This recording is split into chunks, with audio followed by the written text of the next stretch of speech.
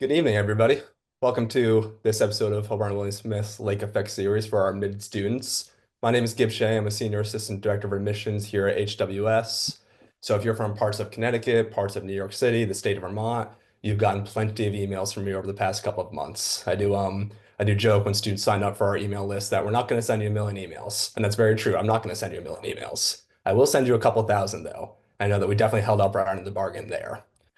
I do have the privilege of introducing tonight my friend, President of Hobart and William Smith, Mark Gearan. I do think it does speak volumes about HWS that I can call the president of the colleges my friend. President Gearan, this is his second time serving as president of Hobart and William Smith, returning just 3 years ago. All told, he has served as president for over 20 years, leading HWS through a period of unprecedented growth. Under his leadership in the last 3 years, HWS has raised more than $300 million to support students and faculty. Just a few weeks ago, we announced the largest gift in HWS history, a $70 million donation from longtime trustee Tom Melly and Judy Melly.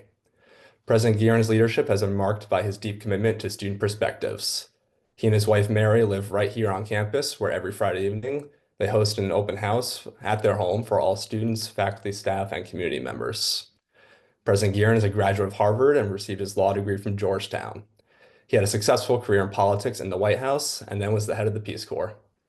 President Gearan served as president of HWS for 18 years before leaving in 2018 to go to Harvard University, where he headed the Institute of Politics. He says the only thing that could pull him away from his alma mater was the call to serve Hobart and William Smith once again.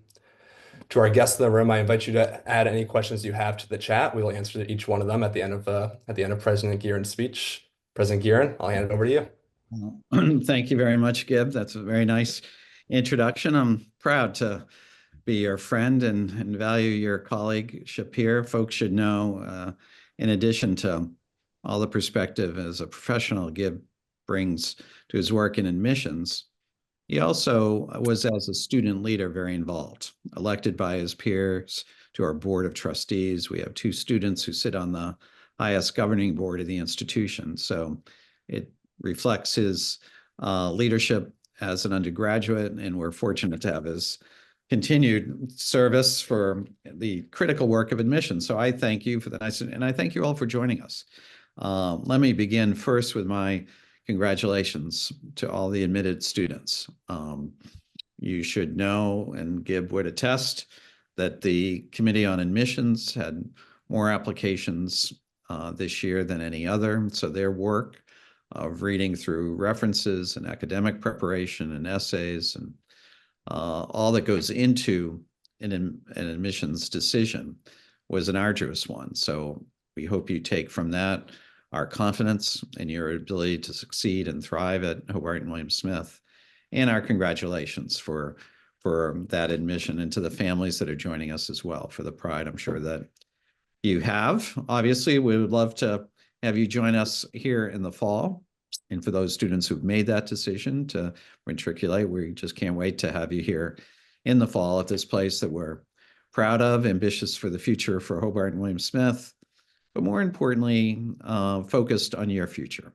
I think it's fair to say at a place like Hobart and William Smith, it will never be a time of 4 years where as many people, as many accomplished people in the classroom, outside the classroom, our alums, staff, coaches, Geneva neighbors are very concerned and focused on your future and how best to prepare you for that. So we are excited to welcome you. For those students have decided, and for those who are still thinking through it, we respect that. And sessions like these and others that we have in our Lake Effect series are really charted and focusing on answering the kinds of questions that you may have. It is a big decision, and you want to make sure you make the right one, or one that's good for you and for your family, that does the best to respond to your interest and to prepare you for the very interesting and dynamic century that you are going to live and work in. So that's what this is all about, to give my perspective. The other series that we have will allow you for that. Gib will also be able to, at the end, kind of relay other ways so you can get information. We have 2 more admitted student open houses in April. And also any kind of communication with Gib or any of our colleagues and myself would welcome that, because we want to make sure you have all the information before you to make the right decision. This is an exciting time on campus. We've returned from spring break and go into April with the energy of that and all the kind of cumulative experiences in the classroom. So it's a fun time on campus this week, especially because our Hobart hockey team arrived back to campus Monday as the Division III national champions. This is the third year in a row that our hockey team has won the national championship. That hasn't happened in any other college in more than 20 years or so. So we're proud of them, proud of their achievements. And when I welcomed them back to campus, I was at the game on Friday and Saturday for the Frozen Four. I congratulated them, of course, for the hard work and what that means to be at the very top of it, but also noting what their leadership means in our classroom, their community service. 5 of those students are 4.0, 5 of those hockey players are 4.0 students. Another 8 have a cumulative GPA of 3.9. So they really give honor and resonance to the term student athlete.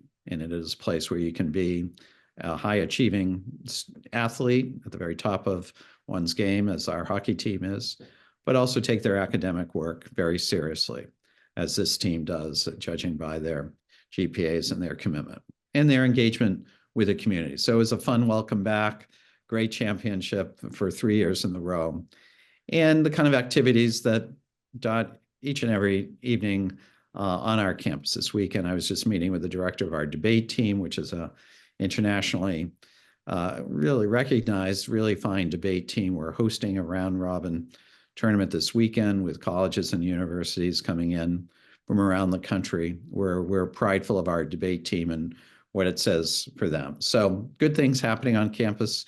Come back to some of these open houses as your decisions go forward, because we think the best way to get a sense through conversation like these, and if you're able to travel to Geneva, coming to campus to get that sense. What Gib asked me to talk about is my perspective from my lens, as he said, for many years in this role as president. But I think importantly, in many ways, when the 5 years that I was away and at Harvard, our daughter Kathleen came and graduated from Hobart and William Smith. So I'm able to also give you a perspective as a parent, having watched Kathleen and her journey. She had a great experience here. She had the great opportunity to come to college when I wasn't the president here, frankly, which made her experience a normal one and one that she really prized, majoring in media and society and English, and now working in marketing and communications in Boston. So that's my framework of how I can offer some perspective to you, give you some brief overview, and then any questions that you might have. And I'm sure Gib will have some additions as well. For me, if you just say, okay, you're in the final stages of your decisions. You've done the hard work of high school. You've prepared your application. You received our letter of invitation to join us, your admission to Hobart and William Smith.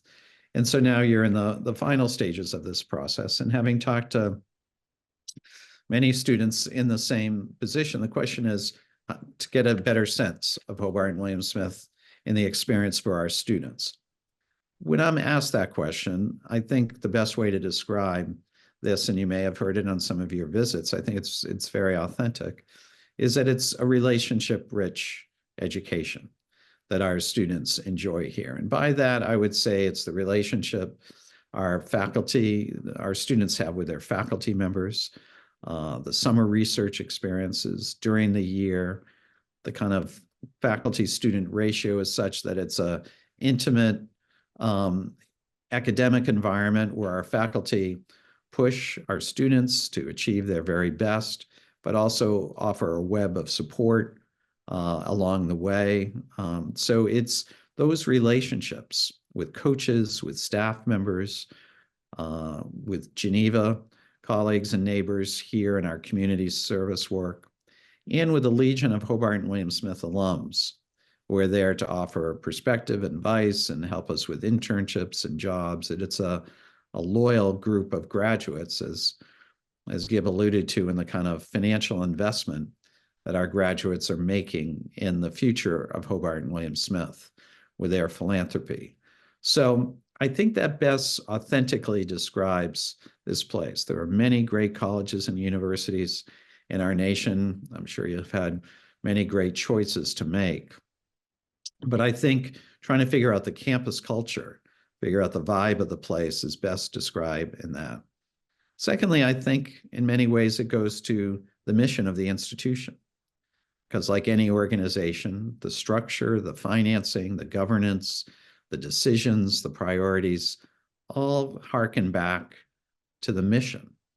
And the mission statement of Hobart and William Smith students is that we provide literally worlds of experience to our students in the classroom, outside the classroom, studying around the world, as 60% of our students do. But we're providing these worlds of experience to prepare them to lead lives of consequence. And by that, we mean a life of consequence that each individual student and eventual graduate gets to decide what that is. It's a very different conclusion that each one has. But that we take that trust very seriously, that our faculty is working in creative ways to make sure we have a curriculum that's responsive to the economy and the world and the challenges that lie ahead. So academic programs, new ones that we recently had with majors in management, business, and entrepreneurship, or data analytics, or public health, contemporary fields within a liberal arts and sciences education that we believe best prepare you for the world ahead.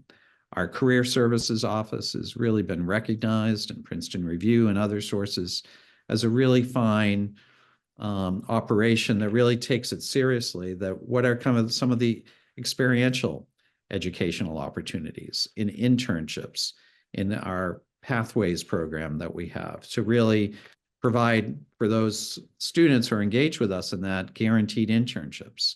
So that you take the time during your 4 years as an undergraduate to think about your future, to interrogate yourself, what's important, what your interests are, and to take advantage of our faculty, alums, and our staff that are working with you along the way to think through that. So it is a place where mentorship comes quite naturally, where people are drawn to work here as faculty and staff because of that importance, where our graduates are engaged in mentoring so many of our students, whether it's in our Shark Tank pitch competition or ongoing work through our alumni network and career services.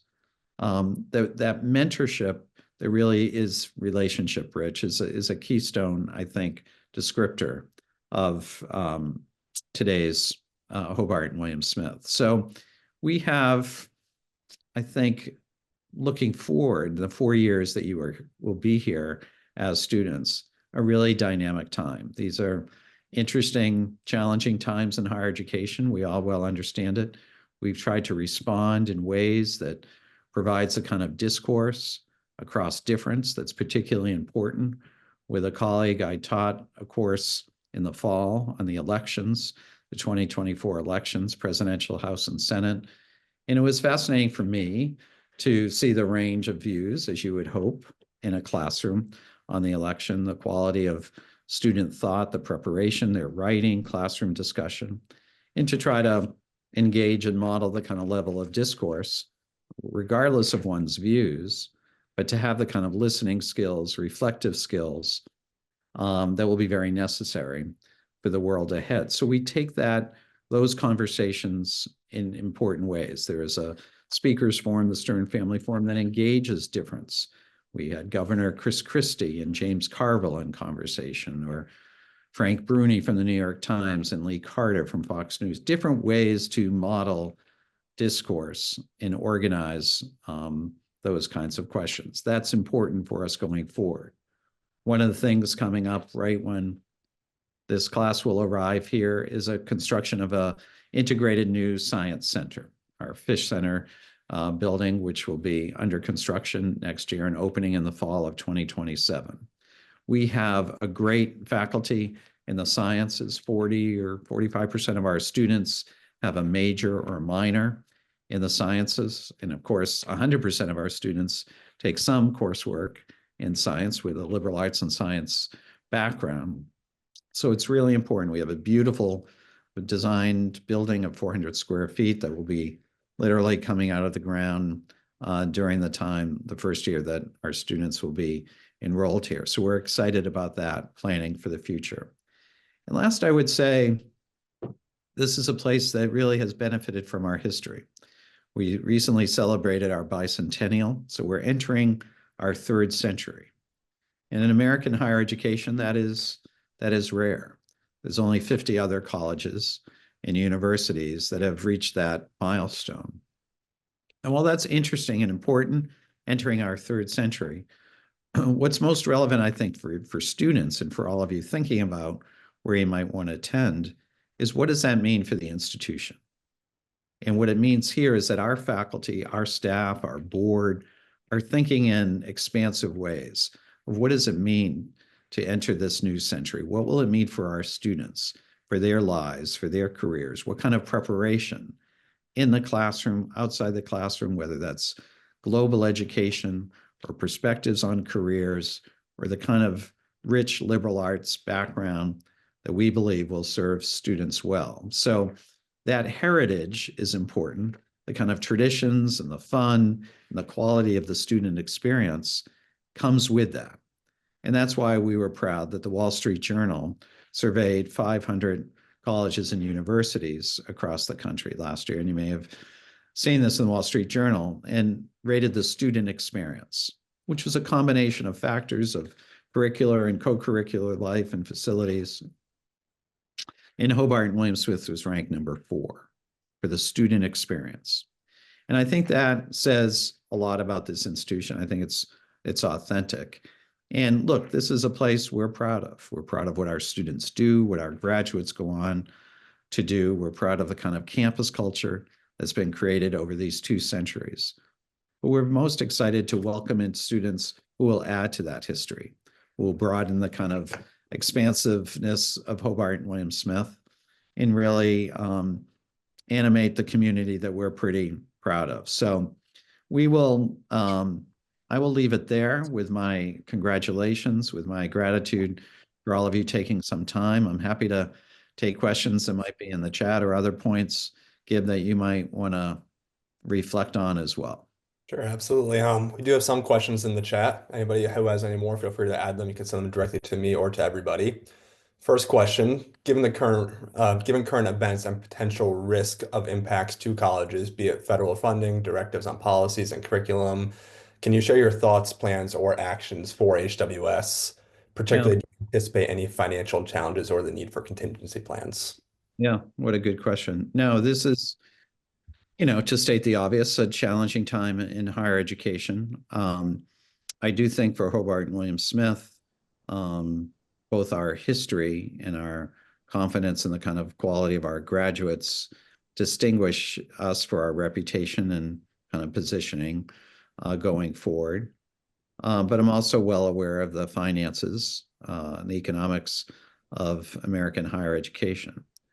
For us, and I think this is where, Gib, you started, the philanthropy is sort of a nice accolade, but I think underneath it, if I were in the position that you are in, looking at colleges and universities, and the root of that question, I think what that says is really those who know this place best, our graduates, are investing in this place in very significant ways.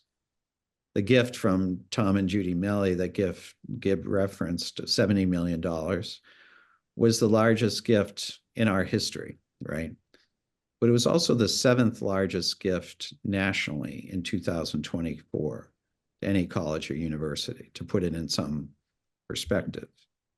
With others and graduates, we have raised, as Gib said, over $320 million towards our campaign goals. So the money is important because what that's going to mean for the student experience. Principally, the biggest part of that effort is financial aid for students. That is the biggest priority of this campaign. Secondly is that science building, which we've raised $35 million towards. We have a naming. All those things are ultimately investments and show, I think, confidence in the future of the institution. But also it will impact in very positive ways the student experience, the kind of financial aid that will be essential for private education, the facilities that will be essential for the student experience, the investments in priorities like career services and internships that will prepare students. So for any college president, of course, the fundraising responsibilities are obvious. For me, it's to what point, to what end? And what we prize here is the student experience, like the Wall Street Journal recorded, like Gibbs' leadership as a student trustee really encapsulates the student voice being pretty prominent at a governing level of the institution. And that's what the campaign is about. The math of the numbers and the fundraising is exciting for what it has. What is most exciting to me, because I've been in this seat for long enough to know what difference that will make, those dollars will make in the student experience. That's how we're investing with a caring and very generous alumni group. So I am not, I hope, sophomoric to the challenges confronting private American higher education. I think we have tried to address the current issues of the administration and the requests, and looking as appropriate as we are, and being able to live our values as well as comply with the law, which I think we are doing. And I think the investments that our graduates place hold us to that.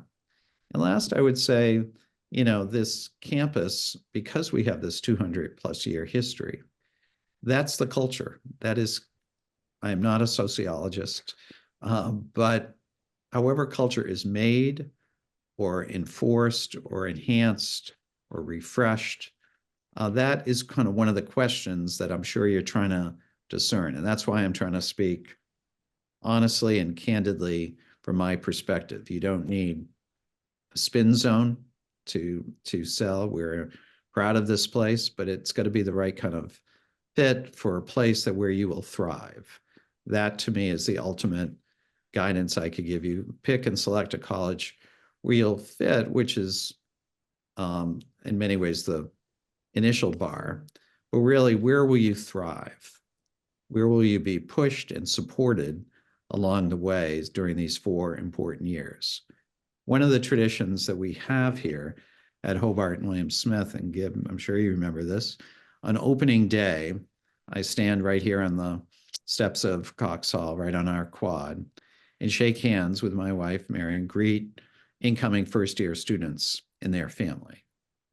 And it's a privilege to stand there on behalf of our alums and our faculty to welcome incoming students to Hobart and William Smith. And it is yet another tradition of this, what I reference as a relationship-rich campus community. And of course, it is the same place 4 years later where I have the privilege of awarding degrees to graduating seniors.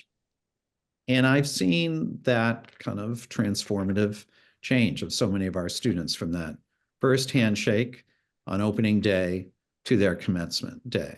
And I think it's a body of work that's born principally from the faculty and work in the classroom, enhanced by the kind of Hobart and William Smith athletics that has a rich heritage, advanced by the fact that 60% of those graduates would have studied around the world and have a global perspective, enhanced by the fact that we take seriously your future and careers and internships and workshops to explore the ways of making a difference and living a life of consequence, which is our mission statement.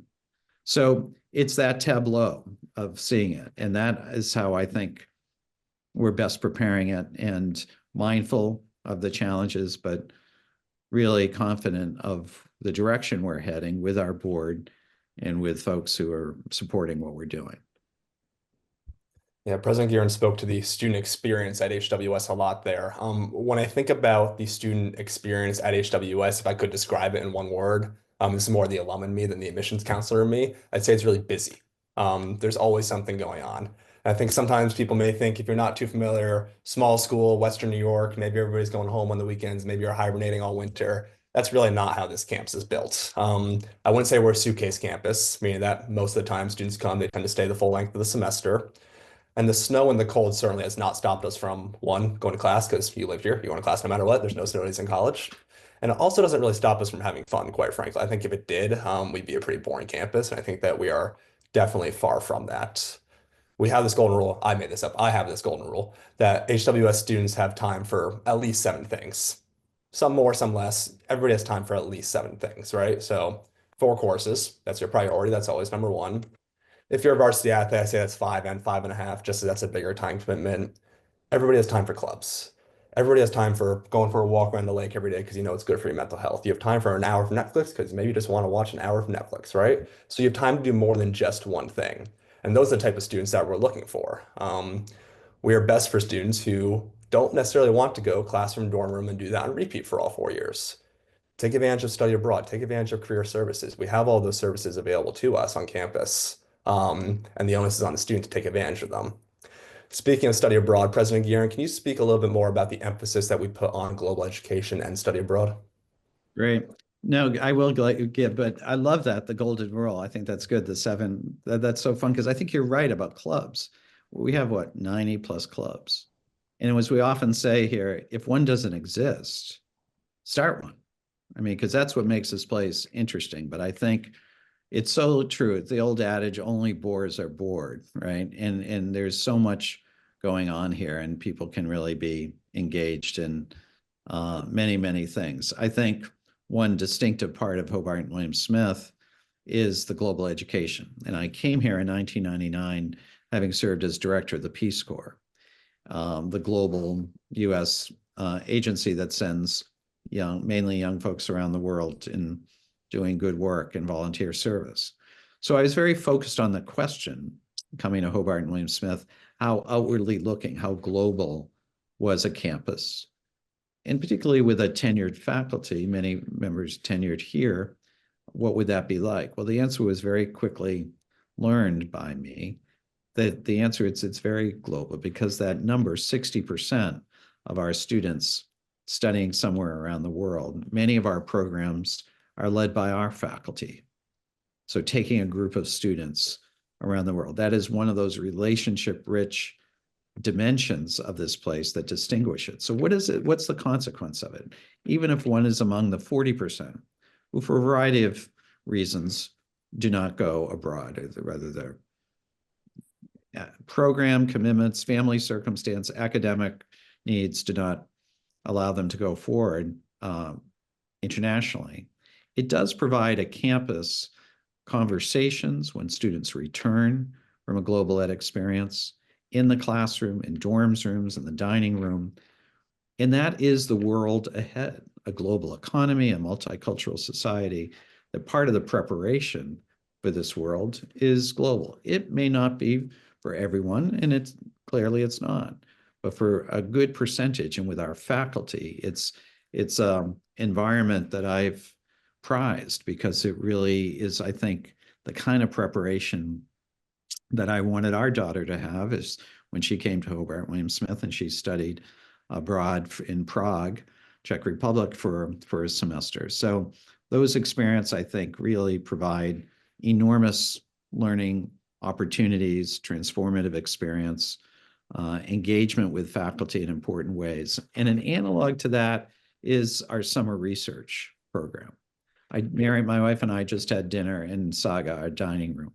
We were talking with a student who has just been accepted for an internship here in the Geneva area and will also be doing research. We have more than 100 students who will be doing research with our faculty in the summer, many in the sciences, but not exclusively, in the social sciences and the humanities.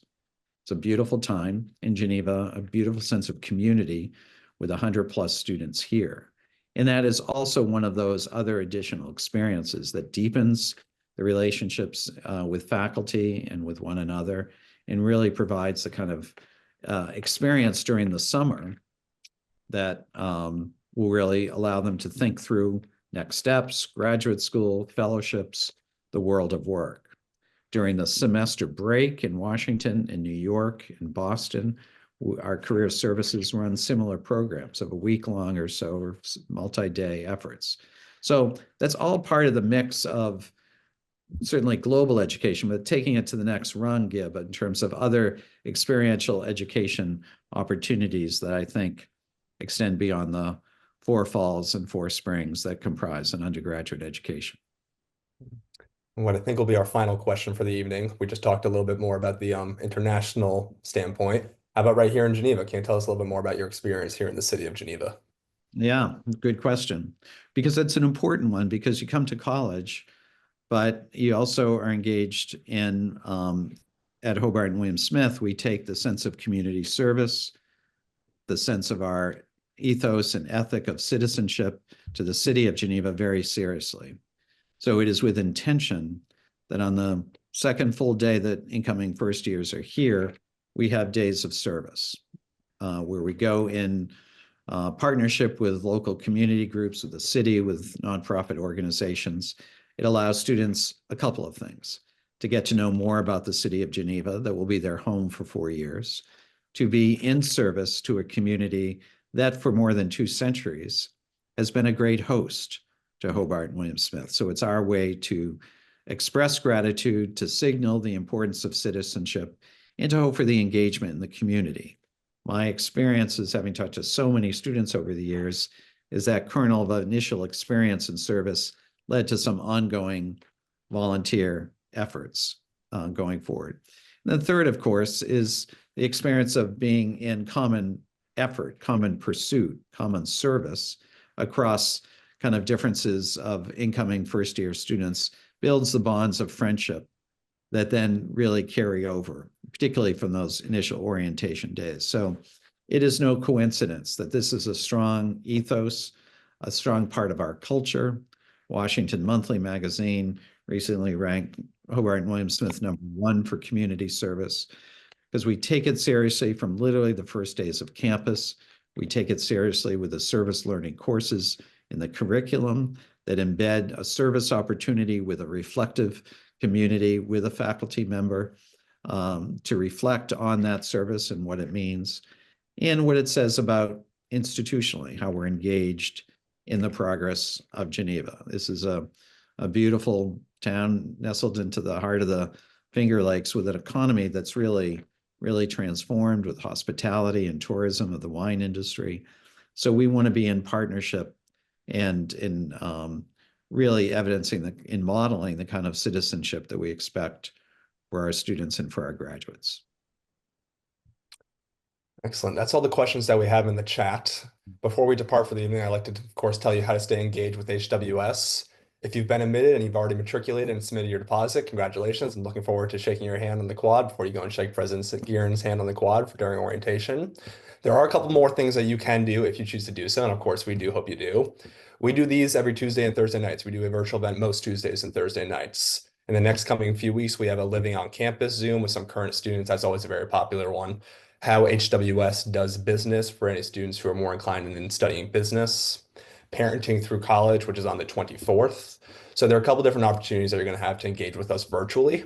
I know sometimes it's easier said than done. I say that I'm from 6 hours away. I get it. The best way to get engaged and to really find out if we're the best school for you is to come and visit campus for yourself. We do have a number of admitted student days left, one on April 12th and one on April 26th. We're also open 6 days a week. You're more than welcome to come for a tour and info session. When you come for an admitted student day, those are fun days because you get to kind of pick and choose what you want to do. So you'll come, you'll register for a sample class, you'll hear President Gearan speak once more. After that, you'll go to your sample class with your parents. After that, which is my favorite part of the day, is when we separate the students and the parents. The students come with me and a group of current students and for what we call HWS in first person. That's where you can really ask any questions that you want, quite frankly. What are weekends really like? How's the food on campus? Tell us more about the dorms, stuff like that. You get to hear that directly from the living, breathing students. So I'd certainly hope that you're able to take advantage of that during a mid-student day. Parents, you're going to something called the First Year Experience Panel. That's with our counseling center, our campus safety, our first year seminar coordinators to really understand what your student will be doing on their first year and their first semester here at HWS. If you come during the week, we will offer you a sample class. we'll try to get you lunch with a student who has similar interests to you so you could eat in the dining hall and chat with them. But if you are able to visit campus, I think very rarely do people regret it. And of course, you can jump in the lake. It's absolutely freezing right now. There's no lifeguards. I wouldn't recommend it, but at the very least, you could look at it too. That's great. And, yeah, for the admitted student hopes, for those that are here on that Friday, as you said at the outset, Mary and I have an open house every Friday.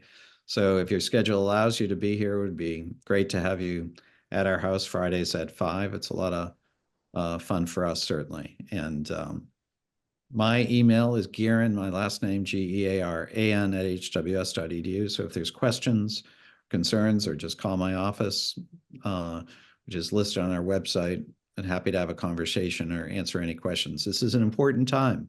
These are important decisions, and it's in both of our interests that you make one that you feel confident and excited about. Obviously, should it be Hobart and William Smith, it would be our privilege with our confidence to welcome you here to add to our community. But regardless, we want to make sure you have that information. Excellent. Thank you all. Thank you, President Gearan. Take care. Good luck.